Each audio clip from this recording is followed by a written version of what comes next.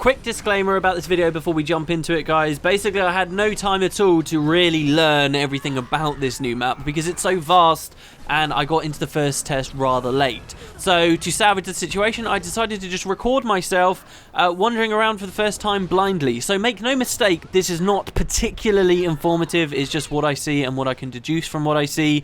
And this is not the main tour that I'll be providing a video on later on this week. It's just footage that I had, and since I can't record anything else until the next test, I figure why not upload it. So if only highly informative is your cup of tea, maybe give this one a miss. But I think it's pretty interesting anyway, and should be quite exciting to those of you who know nothing about the map so far. Anyway, enjoy. Okay, hello everybody and welcome to another video. The original one that I posted asking for all of your opinions and stuff on what to do is just uploading now. In the meantime, today's test is basically going to be over in about, I don't know, 40 minutes or so. So I don't have too long to have a real look around. Unfortunately, I couldn't get into the test today for at least the first 2 hours or so just because of small issues. So I don't have too much time, so I decided what I want to do. I figured I'll just explore. I'll just have a little bit of a look around. I will do commentary as I go, but if I think it's sort of shitty, then basically you won't be hearing my voice right now. I will have just cut it out. And we'll just have a look around the map. Really, I know very, very little about it right now. So I don't know really what my value add is going to be, except for just us getting to experience this together. So here's the map itself. In case you guys weren't really aware, they've placed up in the top left between these two borderlands here. It's pretty cool, and it's comparable in size to the other maps, you know. It really is. It's very significant. There might be a temptation to think, oh, this update, what does it really mean? It's just a map that's gone in. But actually, I think, especially once I started exploring stuff, once I got into the central area here, which I can't wait to show you, in the little bit of time I managed to play for that previous video, it really opened my eyes to the amount of different areas that they can do here. So we've got the snowy area. In the previous video that I talked about, I discussed the fact that while we're in here, we've got this buff on us, Coder's Fire. That's because we own the keep here. A lot of the text you're seeing here is placeholder, and there's like placeholder assets too as well, like this ice block I don't think is probably finished because it's got this purple aura to it. But like, we can harvest this apparently for ice blocks. The Kodan can forge into powerful weapons apparently. Like, I don't know everything. I know that ArenaNet have announced to the public a lot of the features that are in here, but I haven't kept up with it too much, to be honest. So this will be us sort of getting to experience it and see how it works for ourselves. So like, we've got a bell here, and this is clearly placeholder footage stuff.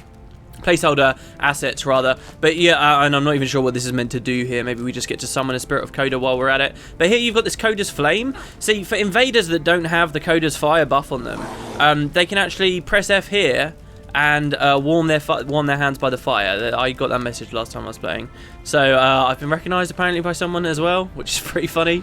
Yeah, so this character actually, basically this is a totally different client, which is interesting enough, but essentially I just remade my my Asura here. So this is List 2. This is her name. She looks basically the same as she ever did. I've also got kind of a terrible build on. In that previous video you saw I was like dagger. I don't know. I just went for Evasive Arcana and Fresh Air just because I'm enjoying them quite a lot. And I want to be able to get away from people. But here I guess would be an example of a bridge that enemies can build. So here's an ice bridge that's actually been constructed by our enemies here. And I guess there's going to be a way for us to destroy this. We'll probably need Siege to do it. Which we don't have right now. And I don't know whether they've got new types of siege or stuff in this map as well, which could also be interesting. But what I'm most curious about is the stuff that we're seeing here. Like, the bridge's mechanic's really cool. And I guess long term, what the devs are looking at is what really goes down well with the community in the Edge of the Mists. What really goes down well, and then how can they implement that into the main maps? Because if they're not careful, people are going to have a lot more fun here than they would anywhere else, right? Like, I already, because I don't World versus World that much, I don't really get that much enjoyment out of zerging around a lot. I mean, sometimes it's fun if you're in sort of two equal-sized zergs and you come out on top, you know, that can be fun. And there's something to be said for those moments when you're in World versus World and there are so many, like, just so many players in a certain area that you barely get any frames. You know, some of that's quite enjoyable. Yesterday I was playing, going towards my meta, and we sort of, our commander just like went back into the Eternal Battleground suddenly so that we could defend our keep there, which had been under massive attack, and we managed to stave the I think it was Fort Aspenwood at the time, managed to stave them off and save that keep, and that was really cool. But I feel like those moments are quite few and far between, and honestly I have a lot more fun here when I'm in terms of World versus World, when I'm playing in like the Obsidian Sanctum, you know, the much smaller scale stuff, and not necessarily that this map will have more small scale stuff, but it certainly does have, I don't know, the landscape feels like it's more on a minute. Oh, so we got stuff going on over here. We got an Amber Rock General. We'll try and fight. I feel like, you know, this is probably more accepting of small engagements. He's got Endure Pain up at the moment, so we will just wait for that to tick off. And then kill him. Excellent. I kind of want my focus. And there we go. Whee! My first kill in World vs. World on this new client. That's amazing. Okay, I want to sort of bail. I want this to be more about, I don't know, the places that we can see rather than me getting caught up in small fights. So yeah, I mean, I think that there's a bit of a risk with this update. Well, it's not really a risk, is it? But I don't know. I mean, if I'm only here while I'm queuing, then I might just decide to re-enter the queue constantly, you know, or just decide to play here rather than ever attempting to go to the other Borderlands. That could be a lot more fun, you know. So I guess the idea is they want to implement this stuff into the main experience, and stuff like the bridges. Like, how can that all be done? You know, what's the frequency of updates here? How much of an impact is this place really going to have on the regular experience? So here we're now in basically the equivalent of someone else's Borderlands. We're now in the blue Borderlands, and this is the desert area. I've never been here before, so this place looks pretty cool to me, actually. What I find interesting about the desert place, before I've even come here, that I took note of, is the they've made a deserty area that is potentially, I don't think what we're currently seeing here is, but that could potentially be made up of a, oh god, is that bad terrain? Okay, we're okay actually. This area could potentially be made up of new assets that they could have been making for, I don't know, a PvE update to do with the Crystal Desert, you know? And now, I mean, for example, that tower, have we seen those in PvE? Looks like maybe like something we'd seen in Lion's Arch, but we haven't quite seen stuff like this. This is quite reminiscent of the Crystal Desert, I've got to say. I don't know whether it's because it's new, or whether this tangibly is better looking than what we see elsewhere in Guild Wars 2, but I am so excited exploring these places. The detail from the terrain back there, that's the central area. That place looks amazing, by the way. This just all looks, I don't know, it fills me with so much more excitement and joy to explore than I felt for a long time. More than I felt in the Tower of Nightmares, more than I felt in South Sun as well. And, you know, I guess South Sun was inhibited a little bit because it was basically it was such a small map, and I feel like they were quite unintuitive with the way that the South Sun was implemented in the end, because, you know, it was just sort of randomly blobbed out there near other maps, but there was no direct way to travel between them. Okay, so we got a fort here with some ogres. So one big thing about the Edge of the Mist that I can tell you is that they're using a lot more of this new enemy class, elite mobs, and now I'm dead because of the sodding birds. They're going to be using a lot more of the elite class of mobs to challenge, you know, really hit that niche, that not quite Zerg size, but encourage small groups of players. When they originally developed World vs. World, I would say camps were meant to be for small groups of players, sentries were meant for individual players, and, you know, towers and castles were meant for Zergs, right? But in the end, honestly, most people can solo camps, and if you can't solo a camp, you can definitely two-man a camp, and that just comes from I don't know, the community's understanding of the game's mechanics and really tapping into their classes, as well as a little bit of power creep. Don't forget we've got Ascended gear added in. So there's that idea of being able to run around and have really legitimate objectives for 5-man scenarios, 5 to 10-man scenarios. There are less of them. So basically, now that they've got elite mobs in the game and they can litter this new map with those, we could be seeing you know, the Edge of the Mist really tap into that. So, yeah, we're back in the snowy area. There is another area of the snowy place that I wanted to show off. So, let's have just a look at the map here, okay? We've got some trebs being built in a keep here. We'll go back to the screen floor.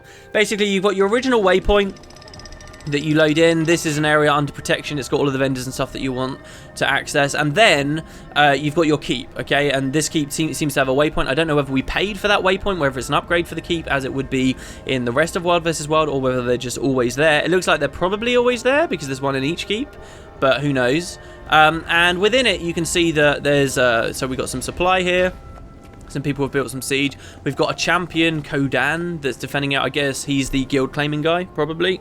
If he dies, then enemies manage to take over the place. But also you'll see here that he's got a bunch of different effects on him too. And that's a big thing about this map. The devs have tried to...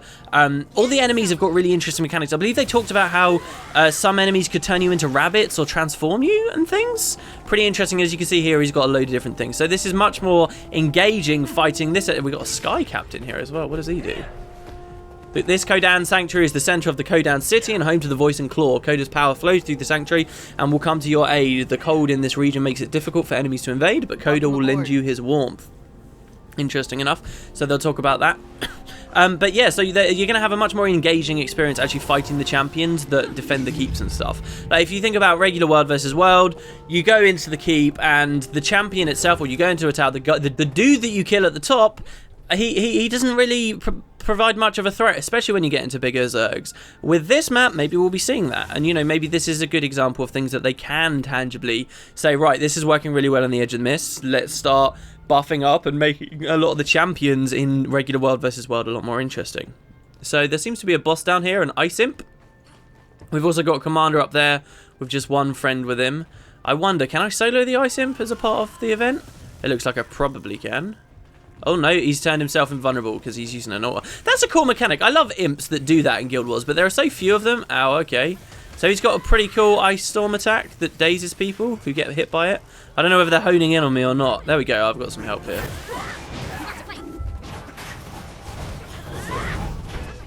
Yeah, Master of Overkill. It's really cool to see that. Okay, so he's dropped an Ice Orb. Okay, return it to the Kodan Forge. Where is the Kodan Forge, I wonder? Ah, see, this is interesting. Okay, well, there's a shrine over there. Is that where I want to take it? Alright, so this guy's going to hopefully show me where I take this. See, this is interesting too. I've always felt like it was a great shame that the orb mechanic had to go, and I think there were good reasons for why the orb mechanic had to be dropped from World vs. World.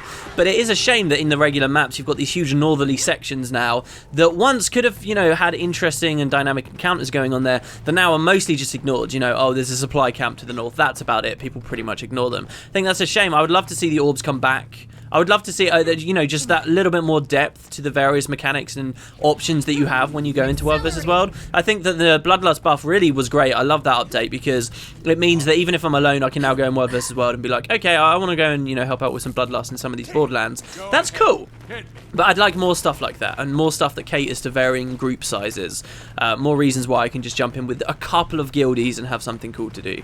Or, you know, more interesting decisions people have to make about why they're going to attack one keep or another. You know, right now it's sort of, I don't know, because this is what I say because I'm sort of outside of the community of it so much, but it feels to me like there's a lot of zerging around just backcapping constantly. And, you know, the orb mechanic was cool because it added that little bit extra element. So here's the forge. We'll interact with it. And that's given me a buff. Koda's armor. Incoming damage decreased. And apparently we can buy some stuff from this guy too. Turn in this ice orb. Turn in the ice orb. Okay, there you go. And now we've got another event just triggered. Okay. Oh, I've got ice blocks too as well. Isn't that what I picked up earlier? Interesting. Okay, I can buy Koda's hammer. Takes effect immediately upon purchase. Wield Koda's hammer to smash enemies and their fortifications. Wow, okay, so you can actually buy an environmental weapon with your badges of honor. What have we got here? We've got mace attacks, smash, bash, pulverize, which inflicts weakness. That's nice. Ice shockwave, send out a wave towards your foe that knock down foes in a line. 2-second knockdown. That's quite cool. Freezing rush, slide forward and blast the area, leaving behind a line of fire that burns foes. That's an interesting mechanic. I guess we're talking like Guardian-ish fires here. Wall of ice, create a wall of ice that foes cannot cross. Very Guardian-esque. And frozen shield. Form a protective bubble around siege weapon and its user that destroys projectiles on contact. This is very cool. Okay, I'm just going to follow this guy and see whether we've got anything else to see. Strong. Oh, we seem to have a group of people to fight here.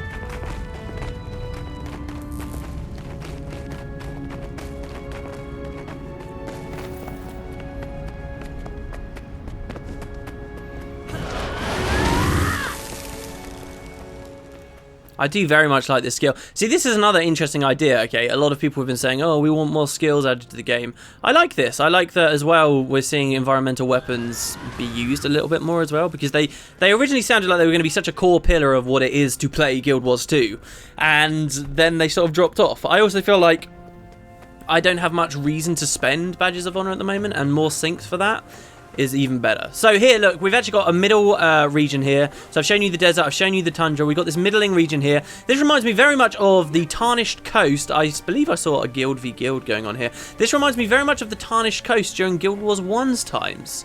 And I'm sure that the assets like this are appearing in, you know, the Tarnished Coast of Guild Wars 2, but it looks very Meso-American. I really enjoy this. So look, we've got a bunch more people over there trying to capture a control point in the center. So this is one of the generators. These things generate supply for nearby keeps, as far as I'm aware.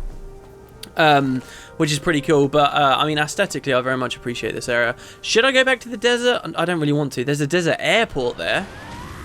That sounds pretty cool. Should we go over to the desert airport? Looks like there's some very charish looking machinery around there. I actually kind of want to go to the third and final place just to show you guys what it looks like. And that would be the one to the north, which is, well, maybe it's the same kind of looking area here. It's known as the jungle up there, but I'm not sure how much more jungly it can get compared to what we're already seeing here. I love these giant towers too. If there's a way to get on top of those towers, that'd be fantastic. Like a proper lookout area that gives you an aerial view of where Zergs are going and stuff, and you can somehow report that back to your allies. Oh, the server closes in about 10 minutes, so we don't have too long. Alright, okay, well, we got 10 minutes left. I'd like to see some other cool stuff, so let's see what we can find here. Alright, so apparently this is the bell tower, which we can... Oh man, there's so much to read, but I'm running out of time. Bell tower, commune to capture the bell tower, ring bells to summon spirits of Coda, and you get 20 points on a capture there. So as you can see, there is a score going on here at the moment. But I guess this is just its own separate little game. Anyway, so where we're going right now is I'm Ballin is showing me the way to something called the statue. Got no idea what it is, but apparently it's something cool. I don't know how much time we've got left, so we've just like equipped as much speed boost stuff as we possibly can. I would like to show you guys the very center of the map too. There was an interesting looking thing in there. Maybe this is the center of the map we're going to, but who knows. Here you can see we're still in sort of a snowy looking area here. I should probably equip more stuff to give me more speed, shouldn't I? So just get a signet of air in here. Oh no, that's not good. That's not good. Okay, the Zerg is not coming towards us. That's fantastic. I like that there are a lot of people here as well. You know, actually, I would assume that there's going to be a lot more people in the future, but at least it makes it feel fleshed out. You can get a bit of an experience already as to what it's like fighting here. It's pretty cool. Hopefully they don't engage on us. I've lost pretty much every fight I've can't. Oh dear. Oh dear. There's one Necro wanted to fight us. Everybody else decided to leave it, so that's fine. Okay, so we're headed, yeah, into the northern area. This is great because I hadn't shown this one off yet. Just waiting for the 1 second when we suddenly get kicked, which is obviously right around the corner. I should also equip my dagger in the main hand. There we go. Because that allows me to use a little bit more to keep up. Where are we headed to? Is that the statue? Okay, right, that's the statue over there. He says see it in the distance. Rage at maximum. We'll drop down and have a little bit of a climb up. And, I mean, the video is going to probably be ending soon here, only because I'm going to get kicked out. I guess, you know, this is what happens when I have an uninformed opinion about what's going on. But I guess that in conclusion, the one thing that we should really take away from this is that there's a hell of a lot to see and do here. So... commune with the statue is an event here, but we've got an enemy with us. Wow, look at that thing. That's pretty crazy. Okay. And he's purple. I'm guessing the texture isn't finalized right now, which is why he's appeared, well, purple, pink. Do we want to fight it? Does that become a boss that we fight? Interesting. So there's an elite Grawl that is communing with it. His shoulders are giant cannons, apparently. They can shoot towards the jungle tower and the Arctic tower. Very, very cool. All the way out there, he says, oh, these towers, okay. Interesting, and these towers are marked on the map too. So yes, those towers can be captured. I don't know whether you can climb to the top of them, but these are worth 40 points on a capture, and 10 points per scoring tick for holding. Whatever that specifically means. Okay, so where else should we check? I kind of want to have a look at the very center of the map just to show you guys at least something more, keep the tour going as we go along. I really don't know whether I'm going to leave this commentary in or not. Like, it seems pretty useless to me. Here again, we got another bridge that can be built by people and then destroyed later. Very jungly looking area. I mean, one thing as well, okay, so this isn't so much about World versus World, but one thing that excites me is, in the lore, the Crystal Desert 2 has now got a large river running through it, and potentially, you know, there could be vegetation there, could be jungly looking area there. So it's like, oh, they've got all these new assets, all these ideas, that they've implemented really well. Could this be the sign of something to come in PvE? Who knows? So there are these traps here as well, which I pointed out in the, well, showed off in the previous episode. I'm not sure what causes them to trigger exactly, whether someone's out there with a, you know, a button, or whether they just pop up and down commonly. But this is the very center of the map. Pretty cool. We got some bodies here. Don't think they're player bodies. Almost 100% sure they're not player bodies. But here, look, we got these resources. Okay, so I guess you capture a resource which then gives supply to a tower. Or you can capture a resource which again will give supply to a tower, or even straight away a keep. I'm not quite sure how the role of the forge is right now. Maybe this is something for me to look into and stuff that I can explain in a future video. But yeah, I thought maybe it'd be worthwhile just sort of getting a bit of a blind experience out here for you guys. Because at the end of the day, isn't this what most of us would be doing? We'd just be wandering around, seeing the pretty sights. Look at the Kodan area there. It's my area, that's so cool. This is what we'd be doing. We'd be wandering around and sort of having a blast. It looks like there's even a jumping puzzle-ish section over there to climb up. Well, there you go. That's the kick. So that's going to be the end of the video. Thank you very much for watching, guys. If you listened, I know this has been a really weird one, but let me know what you think, whether this was actually worth it. Future videos, I will have a lot more to say and a lot more understanding of what's going on. But thank you, guys. I hope you're enjoying, and maybe this got you a bit more excited about the Edge of the Mist. I know as soon as I got in, I was way more excited. So, yeah, thanks, guys. Have a wonderful evening, and I'll catch you later.